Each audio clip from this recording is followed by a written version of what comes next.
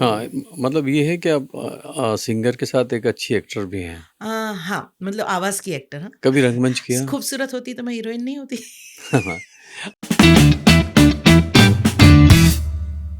नमस्कार दोस्तों, स्वागत है आपका उस कार्यक्रम में जिसका नाम है बातें अनलिमिटेड। ज़िंदगी की अनसुनी बातें, जहाँ हर बात दिल से निकले, वो बातें जो हम अक्सर कह नहीं पाते। यादें और रिश्तों की महक, दिल की बातें, दोस्तों की फुर्सत की बातें। दोस्तों, आज बातें अनलिमिटेड में हमारे साथ हैं आवाज़ की जादूगर, एक ऐसी आवाज़ की मल्लिका जिसमें मिट्टी की खुशबू है और आज़ादी की झलक। गुजरात की मशहूर लोक गायिका वत्सला पाटिल, जिन्होंने हमेशा मुझे भाई का प्यार दिया। और मुझे आज भी याद है उनका एक गाना, जब वो गाना गाती हैं, दमादम मस्त कलंदर। ये जो गाती हैं उसकी आवाज़ में सिर्फ ये गीत नहीं, जश्न बन जाता है। मन से अलग मैं बात करूं तो भारत सरकार की सेंट्रल एक्साइज विभाग में क्लास 1 ऑफिसर भी रहीं और हॉकी के मैदानों में एक सच्ची खिलाड़ी। बेबाक, बोल्ड, बचपन से ही अपने शर्तों पर जीने वाली वत्सला पाटिल जी आज डॉक्टर शांडिल्य जी की जीवन साथी हैं, जो लोगों को फिर से चलना सिखाते हैं। उनका ये छोटा सा परिचय ऐसा है जैसे समंदर में से सिर्फ एक लोटा पानी भर के निकाल ले आओ। उनको सुरों से नहीं, आज जिंदगी से उनका स्वागत करें। वत्सला दी, आपका स्वागत है। बहुत-बहुत धन्यवाद आपका भी नफ़ीस भाई और वीएनएम परिवार का। Thank you. जैसे कि दस्तूर है, हम ज़िंदगी की शुरुआत करते हैं या कोई सफ़र शुरू करते हैं, एक स्टेशन होता है, वहाँ से गाड़ी पर चढ़ते हैं। तो उसी से रिलेटेड मैं अगर आपसे पूछना चाहूँ कि आपकी ज़िंदगी की कहानी कहाँ से शुरू होती है? किस शहर से, किस माहौल में आपका जन्म हुआ? वैसे सभी जानते हैं कि मैं बड़ौदा में ही पली-बड़ी हूँ और मराठी परिवार से हूँ मैं। और मेरे पिताजी सभी जानते हैं, बड़ा नामी नाम था उनका। और भाई विक्रम पाटिल, उनको भी सभी जानते हैं। ऐसे मराठी परिवार में पली और संगीतमय माहौल रहा है मेरे घर में हमेशा। हुँ। मैं ये जानना चाह रहा था कि बचपन की वो कुछ बातें, वो शरारतें, जिस मोहल्ले में या जिस गली में रहा रहा करती थी, जहाँ जन्म हुआ था। अक्सर ऐसा होता है कि जहाँ जहाँ हम लोग अपना जीवन व्यतीत करते हैं, बचपन ख़ास तौर से, तो कुछ बातें याद रह जाती हैं। मुझे बहुत उत्सुकता है जानने के लिए कि वत्सला पाटिल बचपन में कैसी थी? बड़ी भोली-भाली सी मासूम। आज की तरह नहीं? ना, बिल्कुल नहीं। ये तो दुनियादारी है, जिसने सिखा दिया कि कैसे जीना चाहिए दुनिया में। हाँ, पर मैं बड़ी भोली-भाली मासूम सी थी। और जो मैं आपने शुरू में पूछा, भले ही बरोड़ा में बड़ी हुई, पर बरोड़ा की ऐसी जगह जो कोई नहीं जानता जहाँ मैं पैदा हुई। मैं सयाजी मील, जो आप अगर जानते हो, स्टेशन के पीछे एक छोटा-सा नाला है, वहाँ से बाहर निकलो, तो वहाँ एक छोटी-सी चाल थी, सयाजी मील की चाल। उस चाल में मैं पैदा हुई हूँ। और मैं पैदा हुई उस साल शायद खूब बारिश हुई थी। और मुझे मेरी माँ या दादाजी कोई मुझे टोपले में डाल के पानी से, कमर तक पानी से पूरी फैमिली को बचाया था। वहाँ उस तरह मैं पैदा हुई और रेलवे स्टेशन पर पली-बड़ी हूँ। रेलवे स्टेशन पर मेरा पता है ना, वो सयाजी मिल की चाल के सामने हाँ, ही हाँ, पटरियाँ बिल्कुल हैं। ऊपर पटरियाँ हैं, हाँ, हाँ। बस वहीं पर मैं खेलती थी, वहीं पे हुँ। बड़ी हुई। उसके बाद हम लोग सयाजीगंज में शिफ्ट हुए। तो मुझे अच्छे से याद है, वो चाली में भी मैं बड़ी खुशमिजाज थी, लेकिन बड़ी मासूम थी। ऐसा होता है कि जब हम लोग उस वक़्त वहाँ रह रहे होते हैं तो हमें तो उस वक़्त ऐसी चीज़ों का एहसास नहीं होता। बाद में अगर कोई पूछता है तो या बाहर से देखते हैं तो कहते हैं यार बड़ी मुश्किल में जिया ये सब। मैं भी आप ही की तरह एक ऐसी जगह पे पले-बढ़े हम लोग। तो मतलब उस वक़्त हमें ऐसा लगता नहीं था कि हम मजबूर हैं। ऐसा लगता है यही ज़िंदगी है। यही ज़िंदगी, बिल्कुल सही। वो चाल में भी बड़ी हो रही, तो कभी पता ही नहीं चला कि इसके अलावा कोई ज़िंदगी है। ज़िंदगी होती है। वो वही लगता था कि वही ज़िंदगी है। हुँ, और उसमें भी हमेशा दाल-रोटी ही खाई है, क्योंकि उस वक़्त ठीक एक फ़ादर कमाने वाले और बहुत सारे लोग हुँ। खाने वाले थे। बट कभी ऐसा महसूस नहीं हुआ कि मैं गरीबी में पली हूँ, नहीं। वो दाल-चावल में भी या रोटी-सब्ज़ी में भी खुश थे बहुत। घर का माहौल संगीत वाला था या सख्ती वाला? काफ़ी हद तक सख्ती वाला था। हुँ, और जिस मराठी परिवार में पली-बड़ी हूँ, वहाँ हुँ, जनरली बेटियों को पढ़ाते नहीं हैं। हुँ। और वही मेरे साथ भी हुआ कि मेरे भाई साहब वो रोजरी में पढ़े, मैं म्यूनसिपल शाला नंबर 3 में पढ़ी हुई, जो अभी आप जेतलपुर का ब्रिज अच्छा, देखते हो, उसके हाँ। राइट साइड में जो स्कूल है छोटी सी, जहाँ मेरे मेड सर्वेंट भी पढ़ते थे, वहीं मैं पढ़ी हूँ। तो आप डिफ्रेंशिएट कर सकते हो कि बस पढ़ा लो उसको, पैसे खर्चा करने की ज़रूरत नहीं है। कहाँ रोजरी स्कूल उस वक्त ही बेस्ट स्कूल, और कहाँ वो शाला नंबर 3। तो ऐसा माहौल था कि बेटियों को नहीं पढ़ाना है। पर मैं थोड़ी उस ज़माने में भी मैं थोड़ी ज़िद्दी किस्म की थी। मुझे हमेशा ये प्रूव करने का होता था कि मैं अपने भाइयों से बेहतर हूँ, मैं अपने भाइयों से स्ट्रांग हूँ। और इस बात की लड़त मेरी कॉलेज तक रही कि मैं अपने भाइयों से बेहतर हूँ, और मुझे हमेशा प्रूव करना पड़ता था कि मैं अपने भाइयों से बेहतर। होती नहीं थी प्रूव, पर लगता था कि मैं हूँ, मैं अपने भाइयों से ज़्यादा अच्छी हूँ, स्ट्रांग हूँ, बोल्ड हूँ। पर वो तब शुरू हुआ जब मैं 7वीं कक्षा पार कर गई। मैं स्कूल में भी मैं अव्वल आती थी, वो पर अव्वल के लिए कंपटीशन ही नहीं था, because I was the best. Maid servant में और मुझ में कुछ तो फर्क होगा, आई वॉज द बेस्ट। और मेरे फादर जैसे भी थे, but he was very intelligent person, family के लिए हो ना हो, पर दिमाग से उनका दिमाग बड़ा चलता था। तो वो शायद वो एलिमेंट मुझ में आया था। मेरी माँ का वो घर में काम करके सब क्लीन रखना या टाइडी रखना घर, वो एलिमेंट भी मुझ में आया था। तो वो ज़िद्दी होने की वजह से ना, मैं ज़िद करके 8वीं कक्षा में मैंने एडमिशन लिया, वो जयश्री कन्या विद्यालय में लिया। अच्छा। और 8वीं के बाद मैं इसलिए जल्दी बता रही हूँ कि हाँ, बातों बातों में हम बहुत सारी बातें करने वाले हैं, लेकिन मैं स्कूलिंग बता दूँ तो वहाँ भी मैं अव्वल आई। फिर मुझे जयश्री कन्या विद्यालय में डाला, तो 8वीं से 12वीं कक्षा मैंने 12वीं की है। मैंने न्यू 10th और 12th नहीं किया, हमारी डायरेक्ट 12th होती थी। तो 12वीं करने के बाद भी फादर वॉज नॉट रेडी के बस अभी पढ़ लिया, अभी क्या 12वीं के बाद। तब भी ज़रा, और तब तक मेरा स्पोर्ट्स शुरू हो गया था, तो आई वॉज आउटस्टैंडिंग प्लेयर मेरे स्पोर्ट्स में भी। तो मैं उसकी भी ये स्टोरी बता देती हूँ कि मैं स्पोर्ट्स शुरू इसलिए नहीं किया कि मुझे स्पोर्ट्स खेलना था, शुरू इसलिए किया था कि स्कूल से टूर जा रही थी कश्मीर, जो उस वक्त मतलब I am talking about 60s के दायरे में, तो उसमें 90 रुपीज़ था कश्मीरी की टूर का पेमेंट। तो फादर डिनाई कर दिया, फादर ने कि नहीं कश्मीर जाने का 90 रुपीज़ कौन देगा, बहुत ज़्यादा है। उस वक्त सिर्फ 90 रुपये किराया था। 90 रुपये में होल टूर, अच्छा, स्कूल का टूर, हाँ पर फादर ने उस वक्त वो भी मना कर दिया। और उसी वक्त मैं ज़रा गुस्से में थे स्कूल में, तो दोस्तों ने बोल दिया कि तू ऐसे कर, हॉकी खेल ले, तो हॉकी खेलेगी तो तू सिलेक्ट हो जाएगी, अगर सिलेक्ट हो जाएगी तो नेशनल कश्मीर में है। तो मैंने जी जान से वो 4-5 महीने मेहनत की, और सच में मैं सिलेक्ट हो गई कश्मीर के लिए। अरे वाह। सो विदाउट 90 रुपीज़ मैं कश्मीर घूम के आई। तो वो एक छोटा सा किस्सा है, पर इसलिए कनेक्ट होता है कि उसके बाद स्पोर्ट्स कोटा में मुझे कॉलेज में एडमिशन मिला। तो ये शुरू में मतलब वत्सला पाटिल जो थी वो पहले से बोल्ड और जिद्दी रही, और वही जिद्दी पढ़ने के लिए मुझे जिद थी। पर मैं एक सच्चा कन्फेशन कर रही हूँ, मैं थोड़ी मिमिक्री टाइप और थोड़ी ऐसी हूँ, मैं मस्तीखोर हूँ।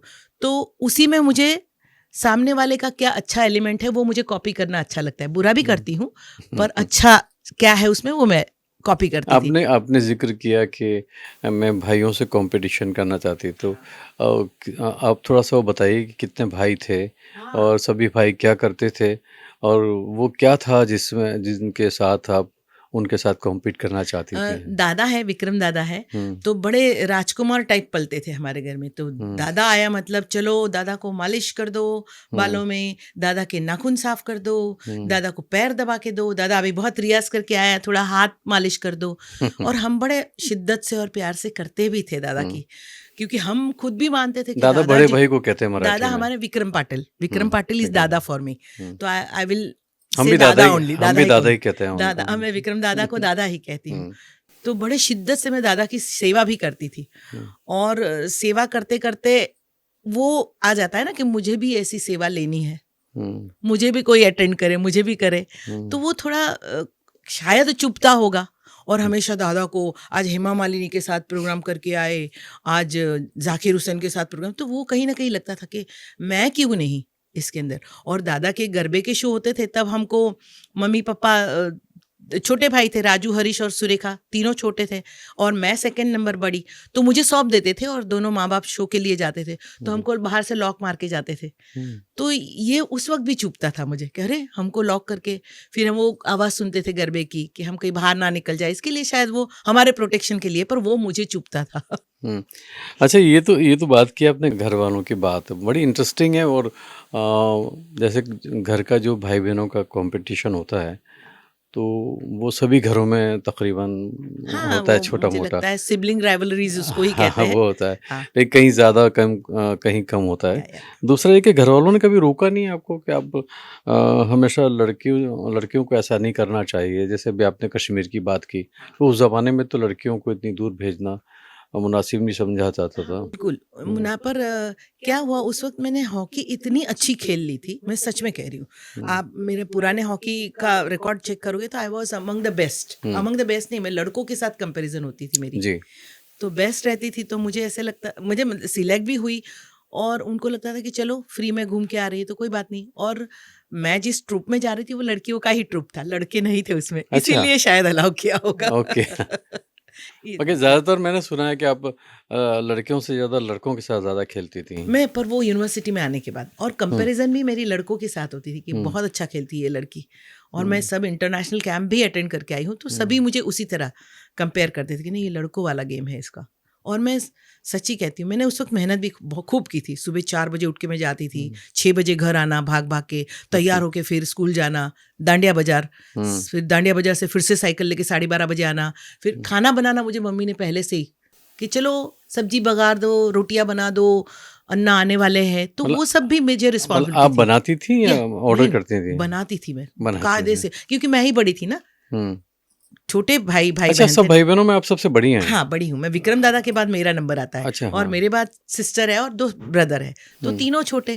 तो हुँ, फिर अन्ना मतलब फादर का 1 डेढ़ बजे आने का टाइम, सो हुँ, मम्मी बोलेगी अरे मैंने कुकर रख दिया है, सब्जी बना दे, ये कर दे, वो कर दे। तो वो डर लगता था ना, फादर से हमने हुँ, कितना प्यार करते थे वो अभी जस्टिफाई नहीं कर पाऊंगी मैं, पर हुँ, डरते बहुत थे हम फादर से हुँ।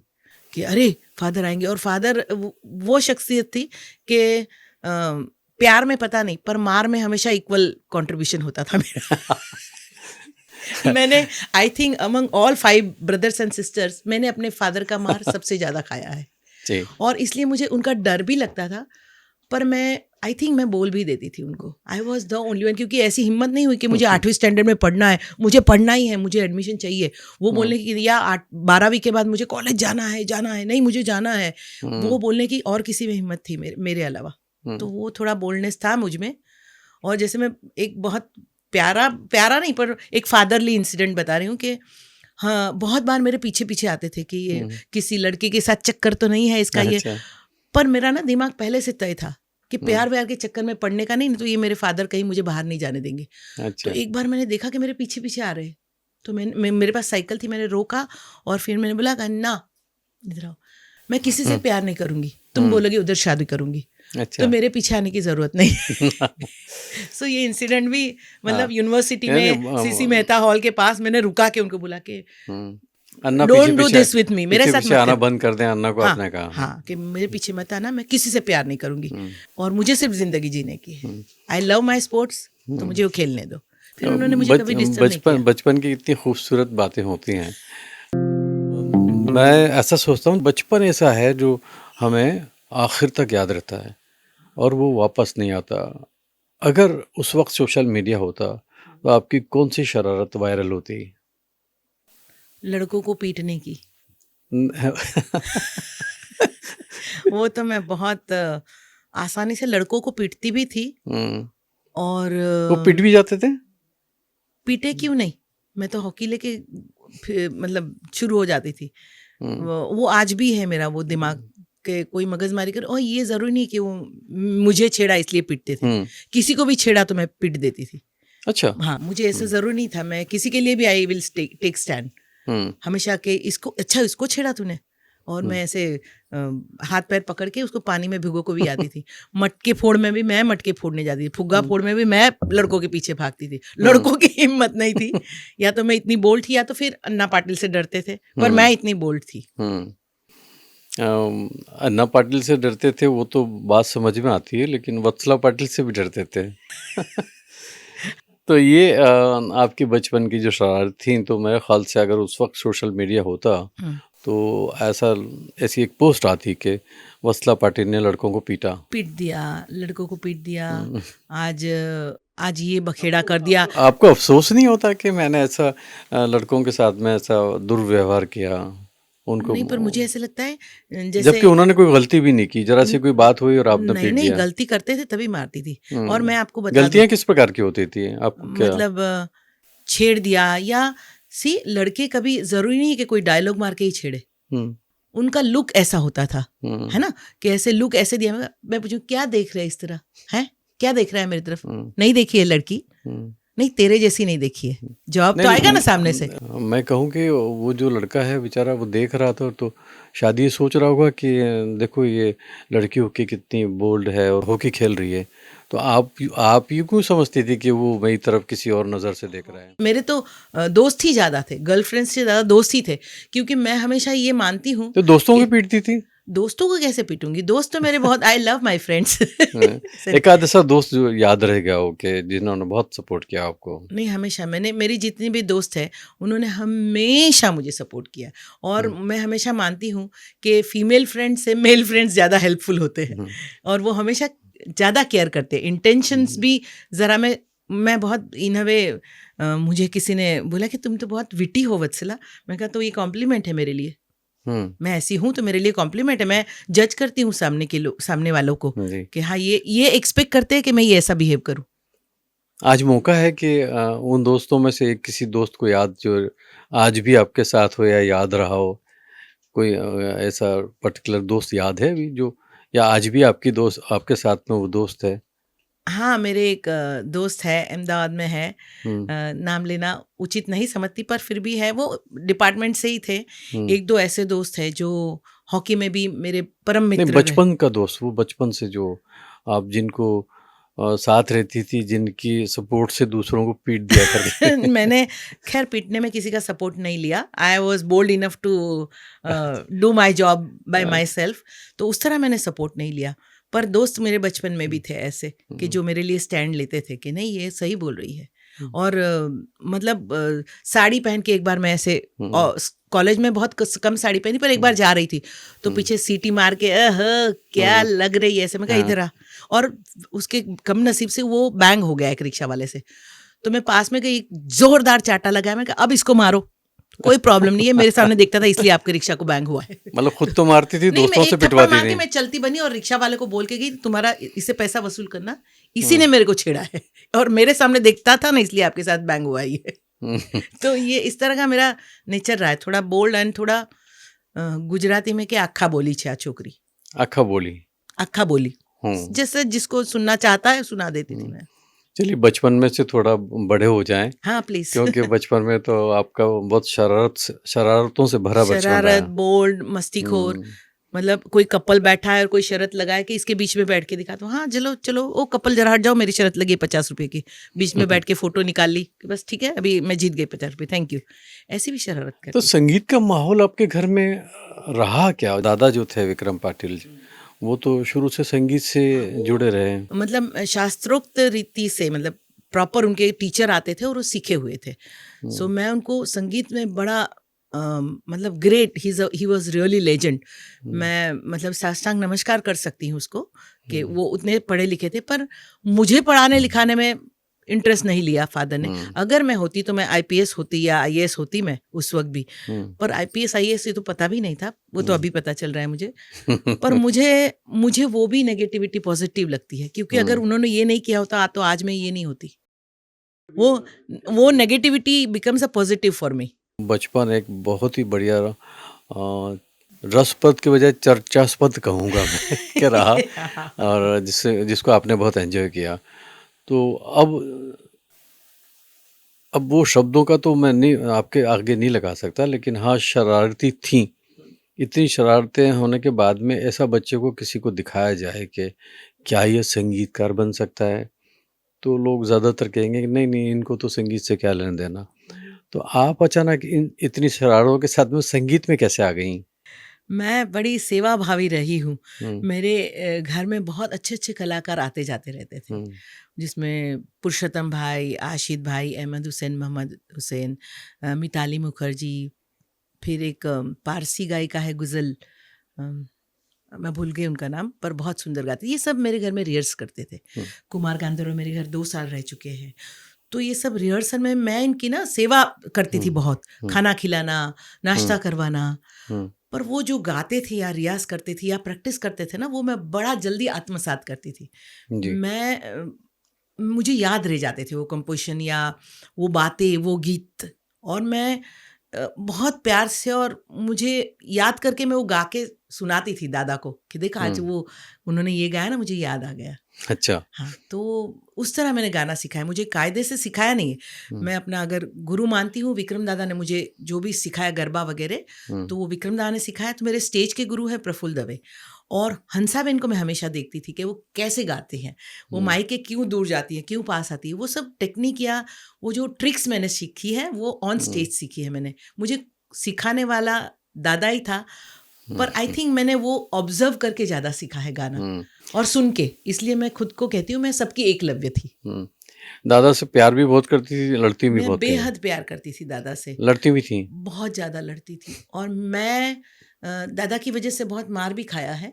हुँ, पर दादा को अगर कुछ कोई बोल दे तो मैंने दादा के लिए भी किसी को पीटा है, ऐसा होता है वो तो। कि मैं कुछ भी बोल सकती हूँ मेरे हुँ, दादा को, आप नहीं बोल सकते कुछ भी। How dare you speak this. या ऐसे मैंने पीट दिया है किसी को कि नो। सुना सकती हैं, हाँ, सुना सकती हैं लेकिन कोई और कहे तो सुन नहीं सकती। नहीं, दादा के अगेंस्ट में मैं कुछ सुन नहीं सकती। हुँ, दादा Vikram Patil was legend in his hmm, subject. मैं उसके सामने कुछ भी नहीं हूँ, पर हाँ, मैं मुझे किसी ने टाइटल दिया है विटी, तो मैं हूँ विटी, और मैं मुझे पता है कि मुझे ये अच्छे से सीखना है या अच्छे से गाना है, या नफ़ीस भाई को यही बात पसंद आएगी तो मुझे वही बात करनी है नफ़ीस भाई से। मुझे हुँ, नफ़ीस भाई को जो पसंद आई वो बात मैं करूँगी ही नहीं। वो मेरा नेचर है। हुँ, आई मैं खुद को ये कहती हूँ कि आई एम वेरी फ्रेंडली। मैं जी। बहुत दोस्ताना हूँ, पर मेरे बहुत कम दोस्त हैं। अच्छा चलो इसी बात पे एक सवाल निकल कर आता है कि दोस्त और जान-पहचान, जैसे कहते हैं ना कि हमारा दोस्त है या मेरा दोस्त है, तो दोस्त किसको कहते हैं और मतलब हर जानने-पहचानने वाला दोस्त हो सकता है या दोस्त किसे बिल्कुल भी कहते हैं? नहीं, बिल्कुल भी नहीं। किसे उसमें भी कैसे तो मैं मतलब? बहुत चूज़ी हूँ हुँ, कि दोस्त जिसके कंधे पर सर रख के रो सकते हैं, जिसको दिल की बात बता सकते हैं, सुना सकते हैं, वो दोस्त है। जान-पहचान वाले, जान-पहचान वाले ही रहते हैं। उनके साथ वो बात शेयर, दिल की बात दिल तक रहती है, उन तक नहीं पहुँचती। उनको जो पसंद है बोलो, उनको खिलाओ-पिलाओ, बी नाइस टू देम, अलग हो जाओ। वो जान-पहचान होती है। ऐसा कोई दोस्त जिसके साथ में आप अच्छे से अपनी बातों को शेयर कर सकती थी? हाँ, है मेरे आज एक मौका ऐसा है कि उनको 1-2 याद करें। दोस्त हैं मेरे। एक अहमदाबाद के ऑफ़िसर हैं, वो मेरे दोस्त हैं, और बहुत सारे ऐसे ऑफ़िसर हैं जिन्होंने मुझे सच बताऊँ, मैंने डिपार्टमेंट में रही हूँ जिस डिपार्टमेंट में, वहाँ गाने के लिए बड़ा रिस्ट्रिक्शन रहता है। Professionally we can not do anything, hmm, but they all were very helpful. Like Ashir Tyagi sir हैं मेरे, वो हमेशा ही वाज़ वेरी हेल्पफुल कि जाओ तुम अपना काम करो, काम ख़त्म कर दो टेबल का, फिर you are free to go. So मुझे ऐसे दोस्त भी मिले, ऐसे ऑफ़िसर भी मिले, और इन अ वे मुझे घर में से इसलिए भी रिस्ट्रिक्ट नहीं किया गया कि I was earning person. Hmm, that okay ये मैटर्स बहुत ज़रूरी लॉट, होता है। That matters lot. हुँ, और बताना बताना चाहिए कि नहीं पता नहीं, पर वो एज़ यूजुअल मराठों में एक तो बेटियाँ कमाए तो वो सीधा फादर को जाता है। अगर कोई गुजराती फैमिली की लड़की कमाने जाती है या कोई और फैमिली की लड़की कमाने जाती है तो बैंक में जाता है वो पैसा। हुँ, मेरा मेरे फादर के अकाउंट में जाता था।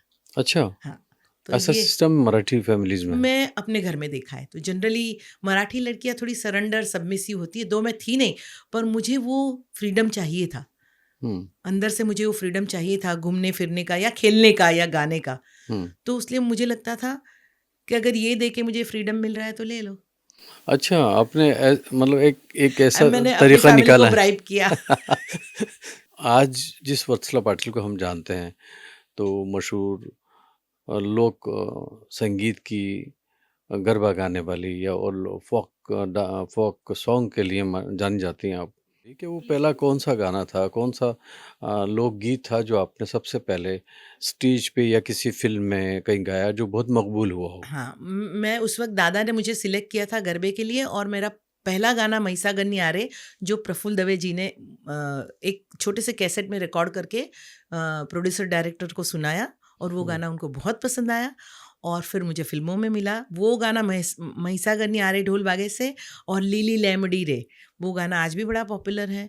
तो ये 2 गाने से मुझे बड़ा बड़ा ब्रेक मिला फिल्मों में और फिर मैंने बहुत सारे गाने गाए हैं फिल्मों में।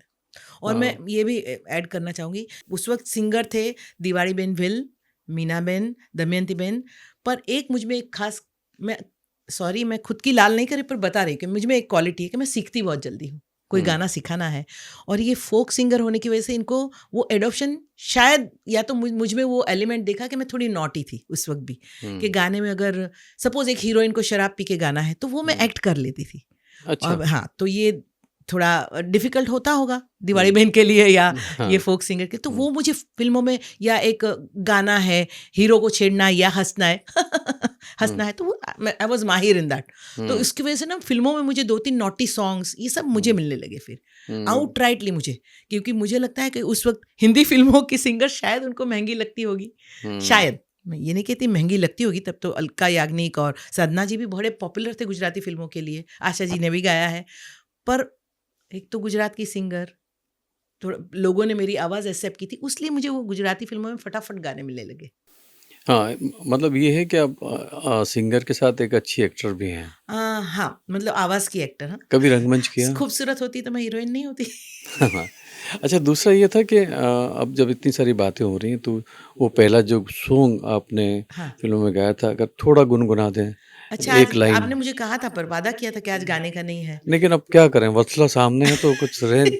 सबने बहुत बार सुना है पर फिर भी आप सभी के लिए मरी मई सागर नी आरे ढोल बागे से ढोल बागे से ढोल बागे से मरी मई सागर नी आरे ढोल बागे से, और साथ में गा देती हूँ लीली लैमड़ी रे लीलो नागर वेलनो सोड़ प्रभु परोणला रे मारी घर उतारा करता जाओ उतारो नहीं करूँ रे मारी घर सीता जुवे वाट सीता एकला रे जुवे राम लक्ष्मण नी वाट। ये मेरे 2 गाने बड़े बहुत बढ़िया, बहुत खूबसूरत।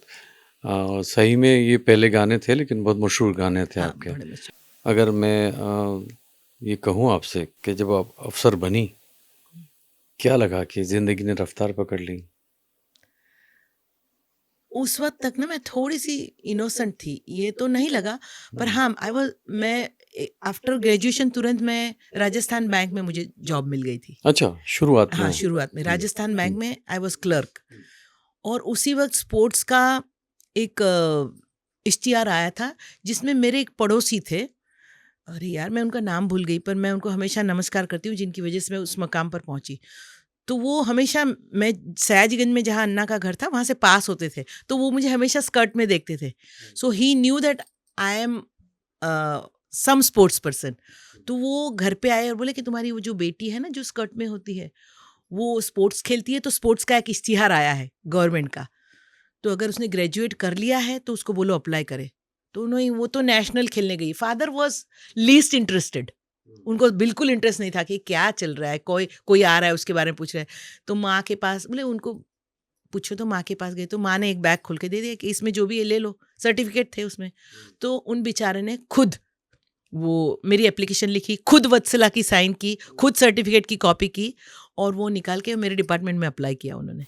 okay. जहाँ से मुझे इंटरव्यू आया, जहाँ से मुझे रिटर्न एग्जाम आई, तो वो भी मैं पढ़ने में खूब अच्छी थी, अच्छी मतलब हायर मिडिल क्लास, मतलब 60% तक आ जाते थे मेरे, बहुत होशियार नहीं पर हाँ मैं होशियार थी। पर ये बात मैं जोड़ना चाहूँगी कि म्यूनसिपल कॉरपोरेशन में और कितना पढ़ाएंगे वो बेचारे, कॉरपोरेशन की स्कूल में कितना पढ़ाएंगे, पर उस लेवल से मैं बहुत अच्छी हूँ। इसलिए मुझे अगर आप मुझे एक ड्राफ्ट लिखने कहोगे ना तो आप मेरी 10 गलतियाँ निकालोगे इंग्लिश में, पर अगर मैं बोलूँगी तो आपको नहीं पता चलेगा कि इंग्लिश मीडियम में नहीं पढ़ी हुई है, ये सच्चाई है। अच्छा, हम तो, मतलब करते करते और सीखते सीखते बोलने को आ जाता है, क्योंकि आपने सुन लिया, आप एक्टर तो हूँ मैं थोड़ी सी, तो इंग्लिश बोलने का वो स्टाइल, राइट, वो अदाएं, वो बोलने के सब काफ़ी हद तक आता है। बिल्कुल ये नहीं लगेगा सामने वालों को ये डफ़र है। नहीं, नहीं, अब बिल्कुल ऐसा नहीं है। एंड आप भले ही कहें कि एक्टिंग करके बोलती हैं, लेकिन आप काबिल नहीं, हैं नहीं, उस वक़्त मतलब इंग्लिश उस में वक़्त। हाँ। अगर मैं सीखी हूँ तो एक्टिंग में सीख गई हूँ हुँ, सामने। और मेरे गर्ल जो जी हॉकी में जो फ्रेंड्स थी ना, हुँ, वो भी मुझे इंग्लिश सिखाती थी और मेरा इंग्लिश हुँ। करेक्ट करती थी।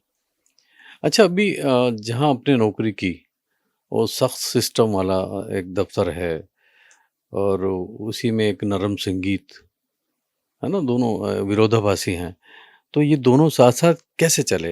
ये क्या था मतलब एक अच्छा कड़क अफ़सर होना एक्साइज़ डिपार्टमेंट में और फिर वो गाना साथ-साथ जो चला, वो तालमेल कैसे रहा? एक बार और बताएँ थोड़ा हमें? सर मैं थोड़ी जहाँ तक मेरा ऑफ़िस का काम है या ऑफ़िस का डिसिप्लिन है, हुँ। I believe in discipline. मैं बहुत प्लान पर्सन हूँ और और मैं कैसे हो सक डिसिप्लिन से मैं वही पूछ रहा हूँ बात काट के आपकी कि कैसे हो सकता है कि एक कड़क ऑफ़िसर की पोस्ट पर हैं आप, रेड करती हैं, आप लोगों के साथ में जो दूसरे लोग हैं जो चोरी टाइप का कुछ काम करते हैं, उनकी बातें पकड़ती हैं। फिर स्टेज पे जाके बहुत ही पोलाइटली, बहुत ही मधुर संगीत गाती हैं।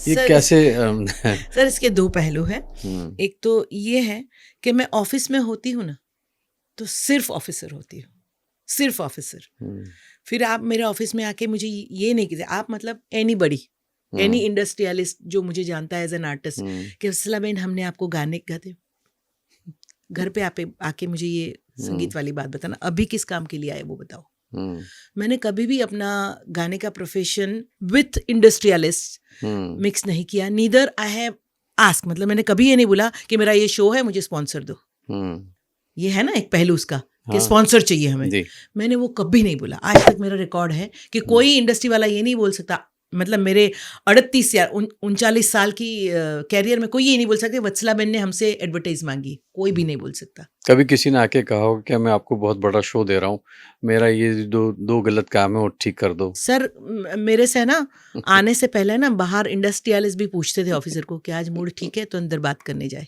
हुँ, तो ये डेयरिंग नहीं करते थे कोई भी हुँ, मेरे साथ कम से कम, क्योंकि बिकॉज़ मुझे ऐसे लगता था when I M at home I am housewife, mother, बहू हूँ। When I M in the office मैं हुँ, ऑफिसर हूँ। When I M on the stage फिर सामने कमिश्नर भी बैठे हो, चीफ कमिश्नर भी बैठे हो, हुँ, for me they are audience when I am जी, ऑन द स्टेज।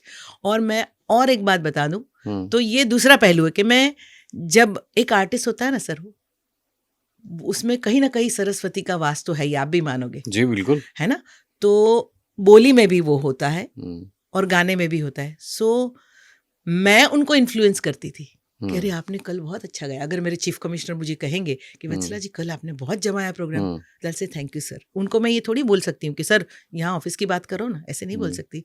सो वो अप्रिसिएशन के लिए ना वो रिस्पेक्ट हमेशा मेरा रहा डिपार्टमेंट में हुँ, भी कि वो तो बहुत अच्छी कलाकार है।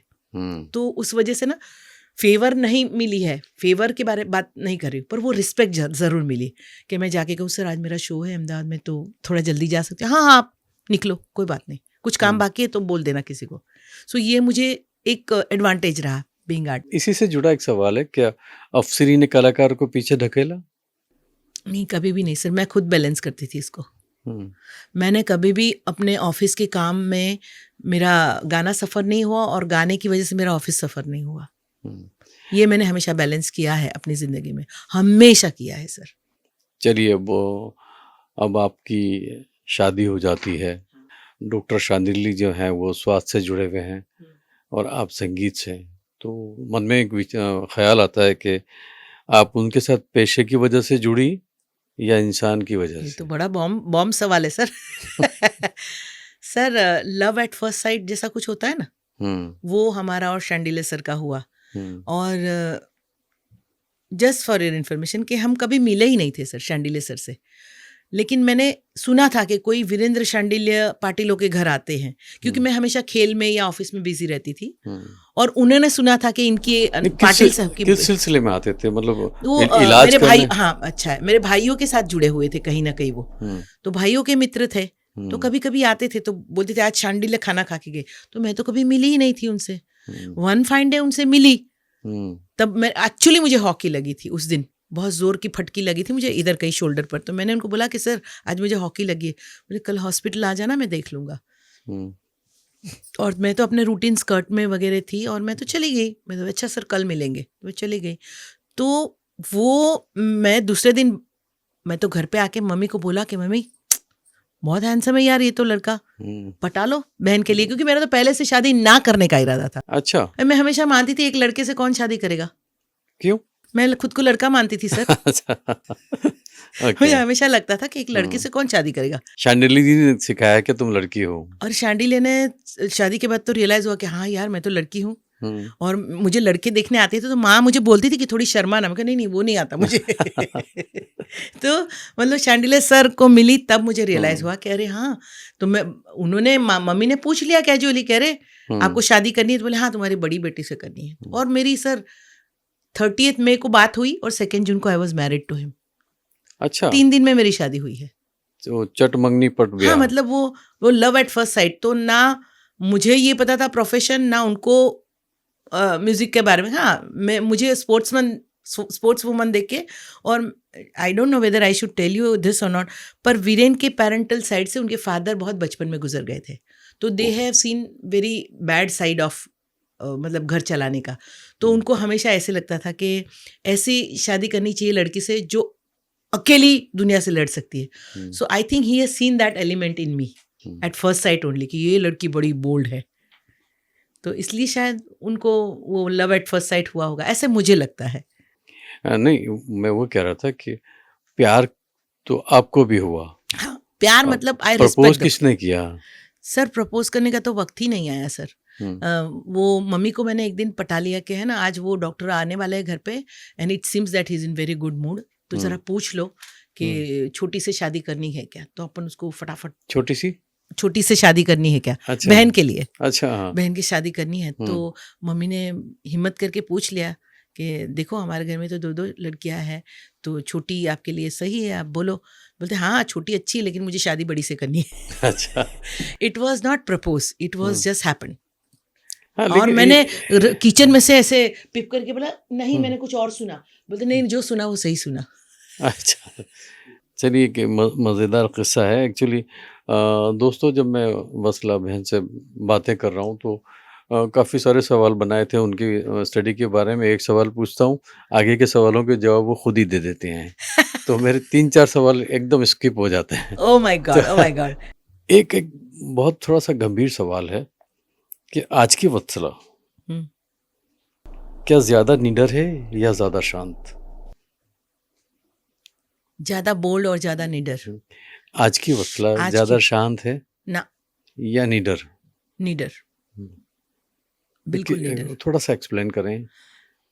सर अब मुझे निडर किसे कहते हैं? मतलब क्या कहें? मतलब देखिए, अब आपने एक ज़िक्र किया जो समाज के और हमारी संस्कृति के थोड़ा-सा जिन लोगों ने कायदे बनाए हैं, उनके खिलाफ जाता है। वो सब चीज़ें आपने हाँ बचपन में की। हाँ हर लड़की करना चाहती है, पर हर एक वत्सला तो नहीं है जो सही वो है सब सर, करें। सही है। आपने किया वो एक अच्छी बात है कि उसूलों को तोड़ना या उसूलों से टूटे भी नहीं और हम लोग किसी को मैसेज देना, वो आपकी इतनी सारी बातों में मुझे पता चला कि ज़रूरी नहीं है कि एक शर्मीली, शाई और नाज़ुक, गुजराती में कहिए आपने कि नाज़ुक नमणी, तो वो होना ज़रूरी है लेकिन वो दिखाना ज़रूरी नहीं सही है है सर। ना? एक बोल्डनेस भी होना चाहिए, एक सच्चाई होनी चाहिए, कुछ बोलने की ताकत होनी चाहिए। हाँ तो उसी के सिलसिले में मैंने पूछा कि वत्सला पाटिल कभी शांत भी रहती हैं या हमेशा बोल्ड ही नहीं रहती सर हैं? मैं थोड़ी सी एग्रेसिव मूड में ही रहती हूँ। हुँ, वो मैं शांत तभी होती हूँ जब मैं म्यूज़िक कर रही होती हूँ या मैं खुद रियाज़ करती हूँ या मैं किसी को सिखाती हूँ, तभी मैं शांत होती हूँ। हुँ, मेरा मन, मेरा सोल एकदम वही जुड़ हुँ, जाता है म्यूज़िक में, इसलिए शांत रहती हूँ। पर सर आज भी हमारा समाज और स्टेज का समाज मैं कहती हूँ, कलाकारों का समाज आज भी मेल ओरिएंटेड है। हुँ, एक फीमेल, ये बात अलग है कि अभी 2 बड़ी सिंगर का बड़ा नाम है और बड़ा अच्छा कर रही है, हुँ, पर फिर भी मैं मानती हूँ कि मेल ओरिएंटेड स्टेज है सर। तो उधर फीमेल को इतनी तवज्जो मिलती नहीं है, जिसके लिए मैं हमेशा आवाज़ उठाती हूँ। मैंने अपनी एक स्टूडेंट तैयार की है, आप शायद जानते ही होंगे, अनुष्का पंडित। हाँ, सो सर उसको मैं यही सिखाती हूँ कि हुँ, बोलना सीखो स्टेज पर, अपनी जगह बनाओ। तो मैं जिसको भी सिखाती हूँ, जिस लड़की को, मतलब उसके लिए निडर होना ज़रूरी है, कॉन्फिडेंट होना ज़रूरी है, आपकी तैयारी ज़रूरी है. जी. When you yourself are so prepared with your subject, मैं ये नहीं कहूँ गाना, आपके सब्जेक्ट के साथ आप तैयार हो तो आपको वो प्लेसमेंट मिलनी चाहिए, वो स्टेज मिलना चाहिए, वो जगह मिलनी चाहिए. तो वो नहीं मिलती, तो वो उसके बारे में मैं थोड़ी उखड़ी हुई रहती हूँ, उखड़ी हुई इस करके कि लड़कियाँ बेचारी बन जाती है, और मुझे वो लड़कियों का बेचारी बनना पसंद नहीं है सर. मुझे ऐसे लगता है क्यों, तुम्हारे पास सब कुछ है, तुम खूबसूरत. मैं सिर्फ मेरी स्टूडेंट की बात नहीं कर रही हूँ सर, जो भी लड़कियां मेरी ज़िंदगी में आती हैं मैं पहले उनको ये बताती हूँ और सिखाती हूँ कि अपनी जगह बना के उस पर थप्पा लगाओ, गुजराती में कहिए मेख मारो इना पर, राइट. तो वो जब लड़कियां नहीं करती तो मेरे को थोड़ा एग्रेसिव हो जाती हूँ मैं उस बारे में, और मैं निडरता से बोलती हूँ कि ये लोग ऐसे हैं, मैं नाम लेके तो अभी नहीं बताती कि ये लोग ऐसे हैं. और स्टेज में हमेशा सर जो छाने वाली लड़की होती है, जैसे मैं खुद का ही एग्जांपल देती हूँ कि मैं सर एक तो बोलने वाली लड़की थी मैं, एकदम बोल्ड हूँ मैं, आप जैसे जानते हो मैं स्टेज पर भी मैं बातें मैं ही नहीं, पूरा ज़माना जानता है. हाँ, मैं पूरा ज़माना जानता है. तो मैं सर अगर मैं गाना भूल भी जाऊँ तो मैं ऑडियंस को पूछती कि मैं गाना भूल गई, आपको किसको याद है? अच्छा ये गाना. मैं इतनी बोल्ड थी सर, मेरे से गलती हो जाए तो बोले मेरे से गलती हो गई, सॉरी. तो गाने में सर, गाने में नहीं, मैं स्टेज पर ही बोल्ड थी. तो मारो अवाज बराबर संभळाय छे तमने? ओ भाई माइक ठीक करना, ऐसे मैं बोलती थी. वो जो मेल होता है ना, उस पर अगर मैं छा के गाऊँ ना तो नेक्स्ट टाइम सर मुझे वो नहीं बुलाएगा. अच्छा. नेक्स्ट टाइम वो उसको बुलाएगा जो उसके अंडर में रहे, बाय ऑल मीन्स. ये स्टेज का पॉलिटिक्स है. ये स्टेज, वही तो मैं कहती हूँ सर, ये मेल ओरिएंटेड दुनिया है सर ज़्यादातर. तो वो लड़कियों को तवज्जो नहीं देते, और मैं हमेशा अपनी जगह बनाती हूँ, तो वो पसंद नहीं आता. इसलिए और एक बात सर, फोक वाले समझते हैं कि ये सुगम वाली है, और सुगम वाले समझते हैं ये फोक वाली है. मुझे दोनों सब्जेक्ट अच्छे से ही आते. अगर मैं गा सकती हूँ तो मैं फिल्मी गाने भी गा सकती हूँ, पर फिल्मी गानों मतलब ऑर्केस्ट्रा वालों ने, फिल्मी गानों वालों ने सोचा ये तो गरबा वाली है, ये क्या गाना गाएगी.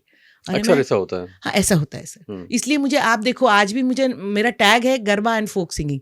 कोई मुझे ये नहीं बोलेगा वत्सला बेन ये समा समा है, कोई मुझसे गवाएगा नहीं. कि फिल्मों के ऑर्केस्ट्रा होगा तो बोले नहीं नहीं वो तो गरबा में ठीक है, उनको उधर ही बुलाओ. हाँ, मेरी आवाज़ भी वही है, गरबा वाली ही है, पर इसका मतलब ये तो नहीं है कि मैं हिंदी फिल्म नहीं गा सकती. और इसी में वो ऐड करती हूँ कि सर कितने सारे अच्छे मेल सिंगर है, कितनी सारी अच्छी फीमेल सिंगर है, पर आप देखोगे कि फलाना सिंगर, वो नीचे लड़की का नाम होगा भी या नहीं भी होगा. तो मैं इस बात से अगेंस्ट में हूँ. मैं जिस भी लड़कियों को तैयार करती हूँ, मैं कहा see that your photograph and your name is there. ये तो मेरे साथ भी हुआ है सर, राइट. कि मैंने जब अपने परिवार को छोड़ा, तब इसी बात से छोड़ा मैंने. मेरी शादी के बाद माय हस्बैंड टोल्ड कि वत्सला का नाम आए या तो पेमेंट हो. तो दोनों ही नहीं हुआ, इसलिए फिर बोला कि नहीं, तो आप अभी अदर देन इंडिया कहीं भी शो करो. इसलिए मैं अमेरिका चली गई फिर शो करने के लिए. सो ये किसी के साथ ना हो, इसलिए मैं पहले से तैयार करती हूँ लड़कियों को. सो स्टेज का पॉलिटिक्स ये है सर आज भी. जो लड़की अगर लड़के पर छा के गाना गाती है तो लड़कों को बर्दाश्त नहीं होता सर. ये मैं बिल्कुल जानती हूँ और मानती हूँ. बहुत सारी लड़कियाँ आर्टिस्ट अग्री करेगी मेरे साथ सर.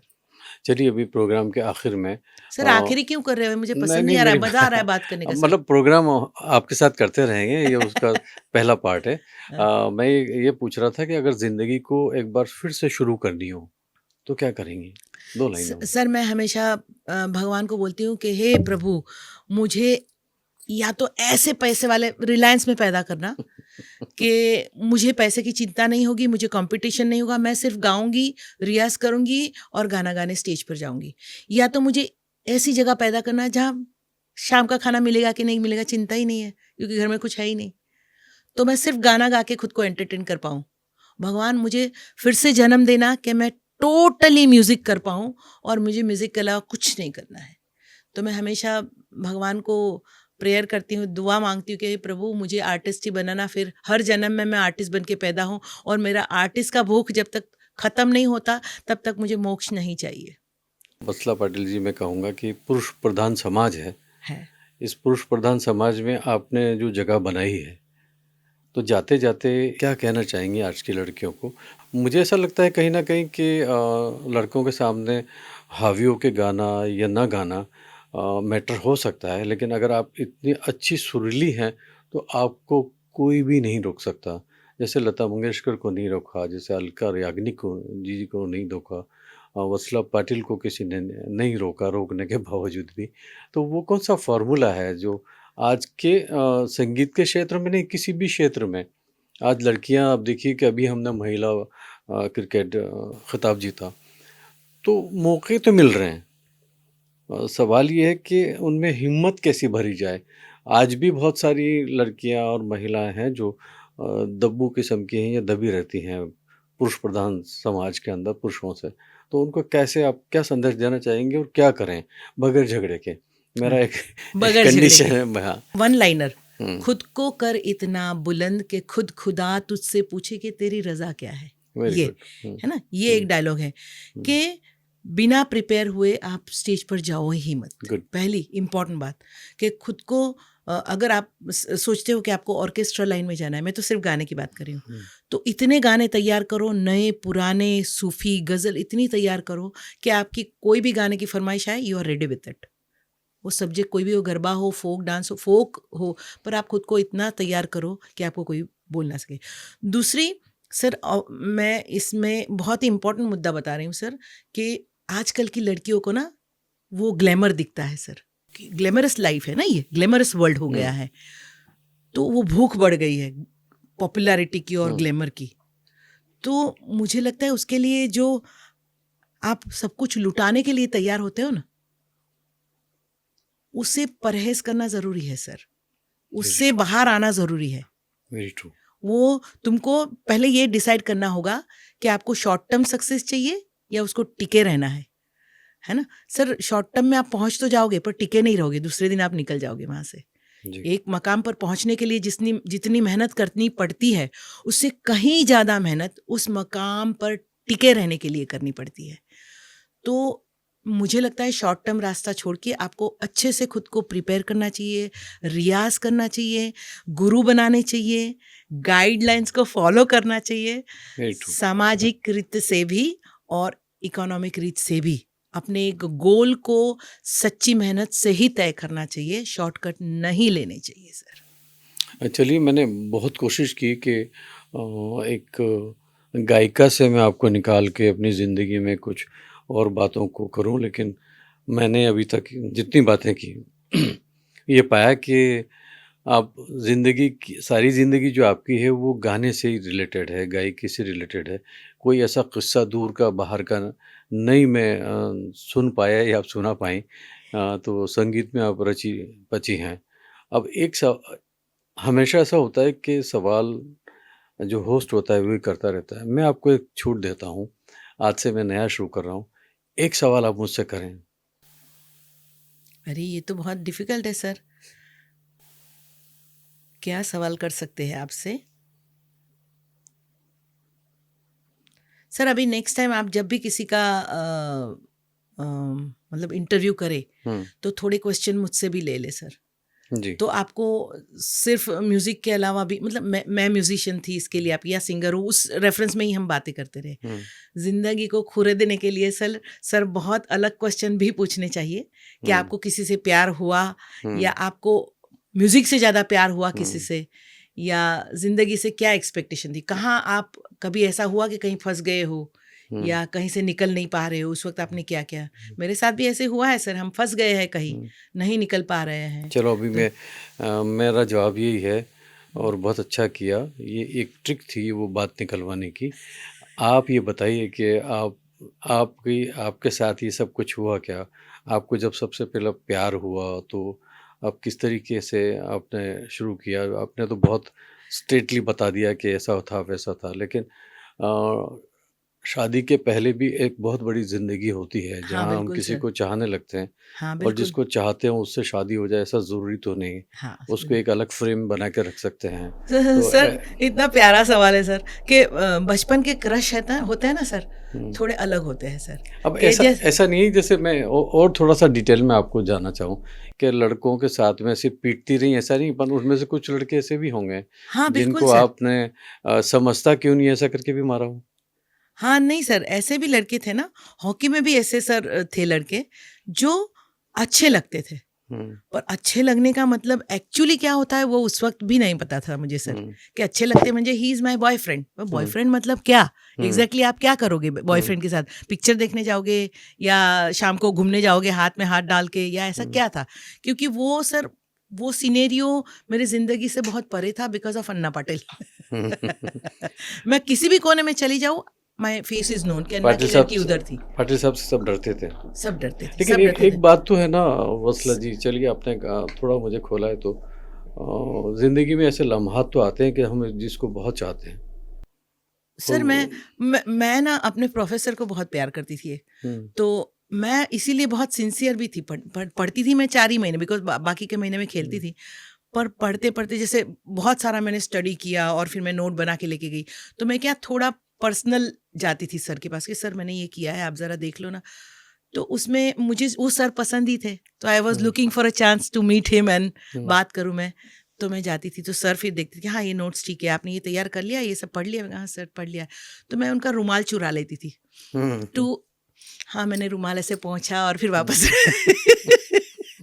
उसको मैं प्यार समझती थी सर।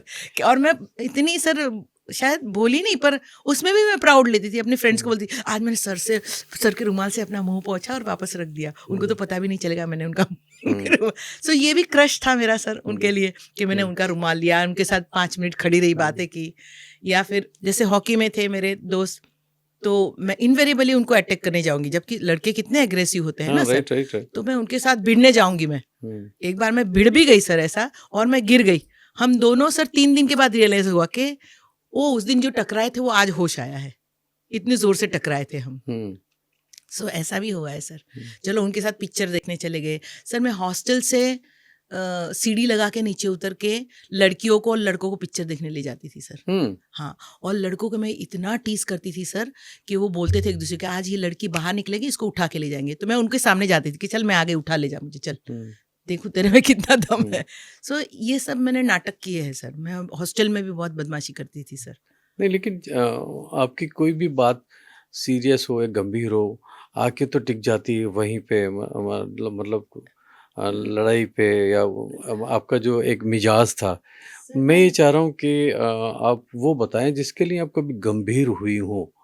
और मैं थोड़ा सा वजाहत कर दूं मेरे दर्शकों को और सुनने वालों को कि प्यार शब्द है, जैसे मैं कहूँ कि वत्सला पाटिल लव यू, तो आज जो लव यू का मतलब निकाला जाता है, तो उसका सीधा अर्थ तो यही होता है कि बहन मैं आपसे मोहब्बत करता हूँ, मैं तुम मेरी बहन जैसी हो। तो मैं आई कैन मतलब इंग्लिश में कह सकता हूँ कि लव यू वत्सला पाटिल जी। लेकिन उस जमाने में लव कहना या वो दिल बना के तीर अंदर से डाल के बनाना, सर मेरे वो साथ क्या ऐसा था? हुआ नहीं है, पर एक लड़का था, मुझे बहुत ऐसी इच्छा थी कि मेरी शादी हो जाए उससे। अम, देखा नहीं था सर, पर everybody has praised him that he is good ना। मैं उससे मिली हूँ। तो मेरे दोस्तों को मैंने बताया कि एक लड़का है, मुझे ऐसे 2 सर इंसिडेंट हुए। तो वो लड़के के पास गए मेरे दोस्त लोग, मेरे कलीग्स रादर, सूरत में थी मैं वहाँ। बहुत किसी को भी, शायद वीरेन को भी नहीं मालूम, वो तो सुन के शॉक हो जाएंगे। तो वो गए और बताया कि भाई हमारे ऑफिस में एक लड़की है, तो उसको देखने को आप कल आओगे। भाई उसको ऐसा रेफरेंस मिला है हमको कि तुम, और he was at a good post, naval officer था, कुछ था, मैं तो नाम भी भूल गई उसका। तो वो उसने कहा कि परसों आऊँगा मैं उसको देखने को। तो मैं तो अपनी जिस दिन, मैं तो रूटीन में सर तेल वेल डाल के चंपी करके मैं जाती थी। और फिर मुझे मेरे दोस्तों ने बताया कि परसों देखने आ रहा है। तो हम लोग ट्रेन में साथ में थे, तो परसों आ रहा है। तो मैं दूसरे दिन तो ऐसे ही चंपी वाली वत्सला पाटिल चली गई, तो उसी दिन आ गया। और मुझे तो पता ही नहीं कि वो मुझे देख के चला गया। अभी चंपी वाली वत्सला पाटिल किसको पसंद आएगी सर, है ना? देखने वाली वत्सला पाटिल मतलब अच्छा सज धज के आए कि आज मुझे देखने आना है, और दूसरे दिन मैं सज धज के आई। सो फिर ये लोगों को मैसेज नहीं आया, तो ये लोग गए मिलने के, अरे तुम आए नहीं? बोले मैं आके देख के चला गया, मुझे पसंद नहीं आई लड़की।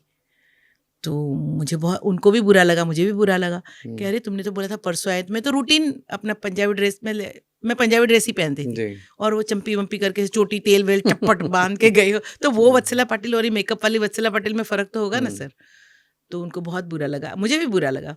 फिर एक बहुत अच्छा लड़का था बड़ौदा में, मैं रियली चाहती थी कि हाँ, इसके साथ हो सकती है। वो हुँ, भी किसी ने मेरे लिए पेपर में इश्तिहार देके वो लड़का सिलेक्ट किया था। तो हुँ, वो भी he was very good and very good post. तो मुझे मेरी सहेलियों ने ही किया था। हुँ, तो फिर मैं डांडिया बाज़ार से कहीं बाहर निकली तो मेरी एक सहेली मुझे मिल गई।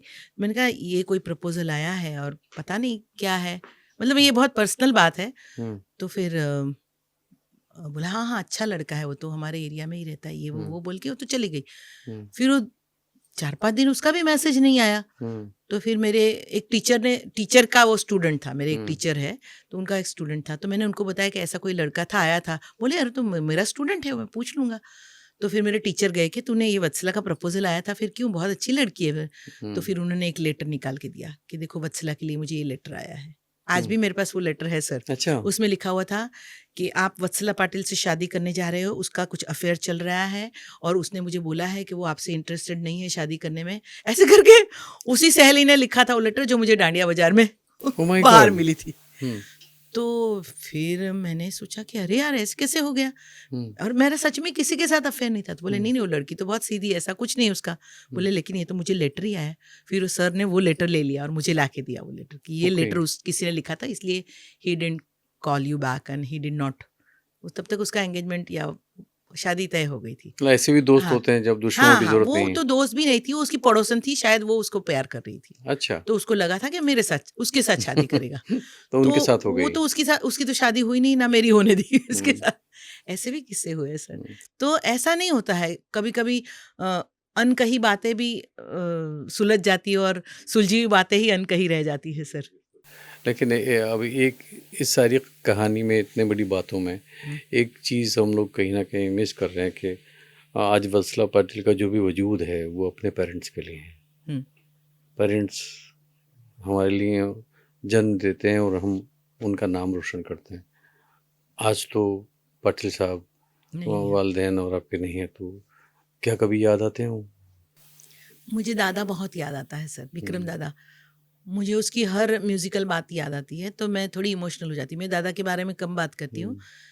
क्योंकि वो दादा ने मुझे जो सिखाया है ना, वो और कोई नहीं सीख पाया दादा से। कौन-सी वो बात है जो आपको बार-बार जब भी संगीत का नाम आता है तो विक्रम दादा याद आते हैं? सर उसके बहुत सारे बड़ौदा में जितने गरबे चल रहे हैं ना, वो ज़्यादातर विक्रम दादा के हैं। नीदर इंटरनेशनली भी जितने पॉपुलर हुए हैं, वो विक्रम हुँ, दादा के गरबे। और उसको बिल्कुल इस बात का क्रेडिट नहीं मिलता है ना, which I feel very bad about it. और मैं जो भी वो गाने यूट्यूब पर वगैरह डालते हैं, तो उसमें मैं फ़ोन करके उनको बताती हूँ कि आप क्रेडिट मतलब पैसे तो नहीं दोगे, कम से कम हुँ, दादा को क्रेडिट ही दे दो उस बात की। हुँ, है ना? ये गीता रबारी या किंजल या और जो भी गाते हैं, कीर्तिदान कीर्तिदान भी हमारे घर 2 साल रह चुके हैं सर। हुँ, ओस्मान के साथ भी ओस्मान वाज़ माय ऑफ़िशियल तबलची सर। अभी हुँ, बड़े नाम हो गए हैं ये। जी, तो पर इन लोगों के लिए दादा ने बहुत किया है सर, पर वो जी। भी उनको क्रेडिट नहीं देते हैं सर। संगीत के अलावा दादा के साथ ऐसी कोई यादें हैं जो दादा मुझे जब सिखाते थे ना, हुँ, तो बहुत प्यार से सिखाते थे सर। हुँ, उसने जो मुझे सिखाया ना, वो मैं कभी नहीं भूल सकती सर। और दादा की स्टाइल से ही मैं सिखाती हूँ सर सबको। जब भी सिखाने बैठती हूँ ना, हुँ, तो उसका सिखाने का तरीका बहुत अच्छा था। हुँ, जो आजकल एक तो पेशेंस बहुत था उसको सिखाने का। पेशेंस, हुँ, पेशेंस से सिखाता था। उसको ऐसे नहीं था कि मैं सिखा रहा हूँ, आ जाए। पर उसकी सर मैं एनसाइक्लोपीडिया थी। उसको जो भी नए गाने बनाते थे, सबसे पहले मुझे सिखाते थे विथ हुँ, म्यूज़िक। सो दादा ने जितने भी गाने बनाए हैं, गरबे बनाए हैं, वो मुझे सब ज़बानी है सर। ज़बानी भी है विथ म्यूज़िक। हुँ, इसलिए जब भी मैं ये बात के लिए लड़ती हूँ, तो आजकल के लोग जल्दी एक्सेप्ट नहीं करते कि अभी म्यूज़िक क्या है, कोई भी बजे। अरे! जब हुँ, उसने इतनी मेहनत की, उसका कंपोज़िशन आप गा रहे हो। राइट। तो वो सब बातें सर मुझे खलती है। घर फा में घर फ़ादर को मैं सर इतना याद नहीं करती हूँ, क्योंकि हुँ, मैं अपने बचपन को बहुत प्यार से याद नहीं करती सर मैं। कहीं न कहीं खलिश होती है सर उस बात की, कि ऐसा होता तो, ऐसे होता तो, ऐसे होता तो। तो इसलिए मुझे वो चीज़ें हर्ट करती है सर। हुँ, आप मुझे अगर ये एक सवाल पूछो तो मैं उसका यही जवाब दूँगी कि फिर से तुम वही जन्म लेना चाहोगी? नहीं, मैं नहीं चाहूँगी सर। मुझे नहीं लेना है। जहाँ क्यों? लड़कियों की इज़्ज़त नहीं होती, वहाँ मुझे नहीं करना है जन्म वापस। वो तो एक मतलब जो फैमिली के तौर तरीके होते हैं जैसे जिस प्रकार की फैमिलीज में वहाँ इसी तरीके से ट्रीट होता है, आप अकेली तो मुझे नहीं वो थी? नहीं चाहिए सर, फिर जन्म में मुझे वो ग्रहण नहीं चाहिए सर। हम्म, तो मैं नहीं चाहूँगी कि वैसा कुछ हो मेरे साथ। ये भी कहती हूँ कि मोक्ष नहीं चाहिए मुझे, इस म्यूज़िक के लिए फिर से जन्म चाहिए। मैं किसी अच्छी क्लासिकल गाने वाले को सुनती हूँ तो मुझे हमेशा लगता है कि मुझे ऐसे गाना है। मुझे फ़िल्म के गाने, श्रेया घोषाल बनना मुझे पसंद नहीं है, पर मुझे कोई क्लासिकल सिंगर बनना हमेशा पसंद रहेगा सर। सर प्यार मुझे हमेशा हुआ है और मैं हमेशा सबको प्यार करती हूँ, हम्म, पर मैं कोई एक्सपेक्टेशन से प्यार नहीं करती सर। हम्म, मैं आपको अगर मैं कहती हूँ कि I love you Nafees sir, तो मैं आपसे आई लव यू एक्सपेक्ट नहीं करूँगी। हम्म, मैं एक्सपेक्टेशन से नहीं देती कुछ भी। मुझे हमेशा ऐसे रहा है कि मैंने कर दिया ना, ये मेरे बस की बात है। वो करे कि नहीं करे वो उनकी बस की बात है, उनकी विश है, उनका क्या है वो डिसाइड करेंगे। Right right. I always believe in कर्म। मैं अपना कर्म करती हूँ। हाँ, बोल देती हूँ, मैं बहुत फटाक से बोल देती हूँ, विच इज़ नॉट गुड। वो मेरे में सिर्फ एक बैड एलिमेंट है कि मैं कानियों को कानियाँ कहना ज़रूरी नहीं है सर। हम ये भी तो कह सकते हैं कि एक आँख से आप अच्छा देख रहे हो, हाँ, ये कह सकती हूँ मैं। गिलास भरा हुआ है कि आधा है? हाँ हाँ, तो आधा भरा थोड़ा हुआ है। मेरे में मुझ में ये ऐप भी है सर। नहीं, ये भी नहीं, एक अच्छी बात है कि आप मतलब झूठ मूठ का किसी को दिलासा नहीं देती, जो है वो बता देती हैं। लेकिन बाज़ औक़ात ऐसा होता है कि किसी को सच बोलना या किसी के लिए सच बोलना वो नागवार भी गुज़रता है। और सर सच्चाई तक पहुंचने की मैं हमेशा कोशिश करती हूँ। हुँ, जैसे कोई दो लड़ रहे हो और आप मेरे बहुत करीबी है, आप मेरे दोस्त हैं, हुँ, तो मैं ये नहीं कहूँगी कि आप सच्चे हो, क्योंकि हुँ, आपका सुन लिया, मैं उधर का सुन के बाद में ही आपको बताऊंगी कि आप सच हो कि गलत हो। हुँ, तो मुझे सच्चाई के तह तक पहुंचने की आदत है, हुँ, वो मजबूत आदत है सर, मजबूरी नहीं है, वो मेरी आदत है सर। हुँ, मैंने अगर नौकरी भी की है तो किसी को अननेसेसरी एलिज नहीं किया है। हुँ, अगर मैंने एलिज किया है तो मैंने छोड़ा भी नहीं है सर उसको। हुँ। बिल्कुल मैंने धो डाला है सर, शब्दों से या उसको शोकोस करके, या वैसे वैसे वैसे वैसा नेचर है सर मेरा। आपके साथ मैं बात करते हैं तो ऐसा लगता है कि ये प्रोग्राम ख़त्म ना हो, बहुत हाँ, अच्छी आई नो बातें सर। करती हैं, वक्त लेकिन की कैद में जिंदगी है मगर, ऐसा है सर। तो जो जन्म लेता है वो उसका एक दिन हर चीज़ का एक आखिर तो है। आई नो लेकिन सर। आपसे फिर दोबारा हम मुलाकात लेंगे। मैं ये चाहता हूँ कि अगर कुछ रह गया हो मुझसे हाँ पूछने में, हाँ तो वो सर, मैं ये चाहती हूँ, वो कौन सी चीज़ है जो मैं नहीं पूछ पाया आपसे? सर मैं ये चाहती हूँ कि आप ऑडियंस से पूछो कि आप मुझसे क्या चाहते हो। जी, आप श्योर। प्लीज़ उनको बताएं और पूछे कि आप मुझसे क्या चाहते हो, क्या सुनना चाहते हो अदर हुँ, देन म्यूजिक। हुँ। आप मुझसे और क्या एक्सपेक्टेशन है आपकी, तो वो मैं तो बताएं। इतने सारे पूछ तो रहा हूँ हाँ, आपको कि आप पूछ रहे हो पर music than other. Audience audience sir अब क्या वो चाहती है? ऑडियंस ही देखने वाली, वही तो हाँ, कह रहा हूँ कि आप संगीत के क्या? अलावा वत्सला पाटिल क्या है? मैं एक बहुत बोल्ड पर्सन हूँ और मैं चाहती हूँ कि अपनी सोसाइटी कहीं न कहीं सुधरे, कोर लेवल पर अच्छे काम हो, एक जो आम जनता है वो खुशमिज़ाज रहे, हुँ, मस्त रहे। मेरे बस में ये कुछ नहीं है। मैं हमेशा ऐसा कोशिश करती हूँ कि भगवान मुझे एक वरदान तो दे कि मैं कुछ अच्छा काम करूँगी। मैं अगर बुरा करूँगी तो वरदान काम ना करे, कि हुँ, मुझे एक वरदान दो प्रभु कि जी, मैं सर ये तो बहुत मामूली बात है पर मैं बताती हूँ कि जैसे गली साफ़ नहीं हुई, गटर बह रही है, पानी नहीं मिल रहा है किसी को, तो मैं सोचा भगवान मुझे एक तो वरदान दे कि मैं अच्छा पानी पिला पाऊँ लोगों हुँ, को। मुझे एक वरदान दो कि मैं मुझे इतनी शक्ति दो कि मैं ऐसे एक हवा का फूँक मारूँ तो सब क्लीन हो जाए।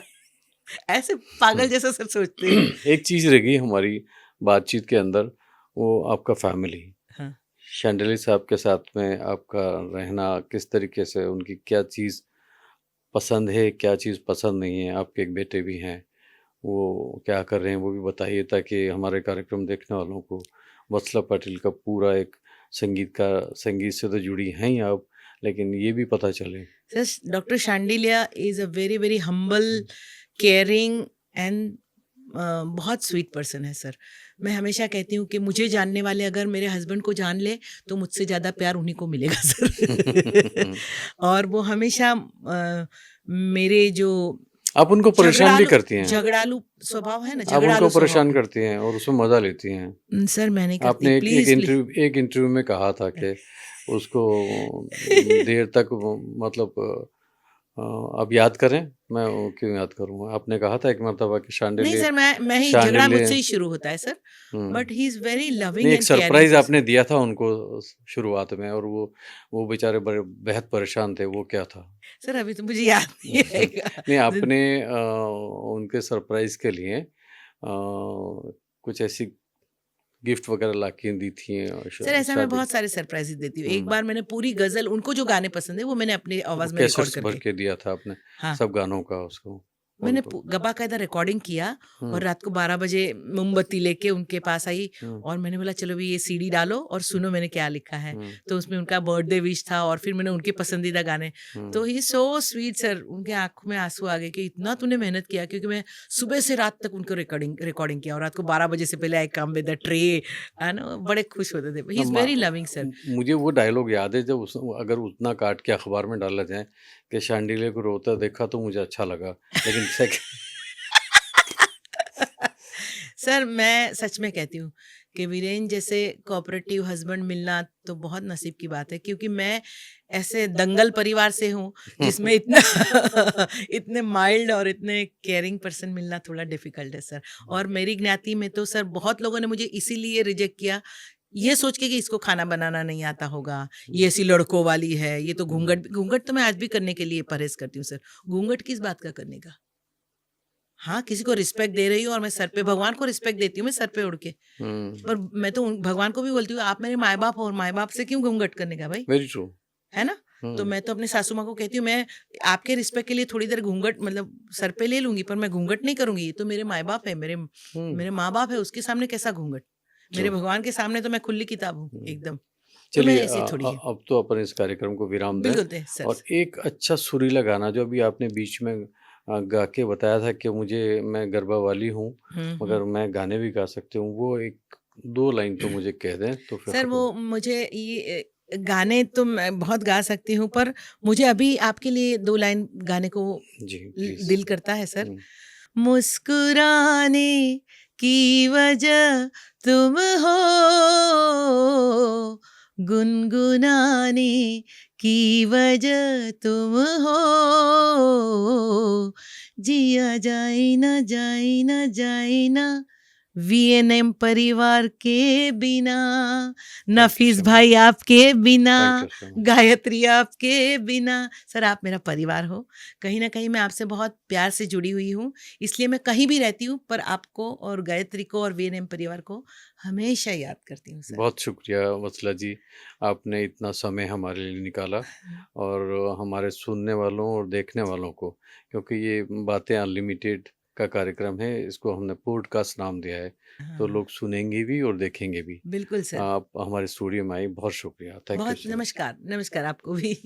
Thank you sir. तो दोस्तों ये थी वत्सला पाटिल जी, बातें अनलिमिटेड। ये जो सफ़र है हमारा जारी रहेगा।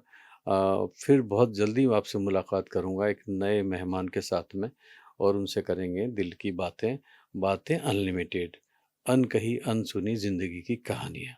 Thank you so much.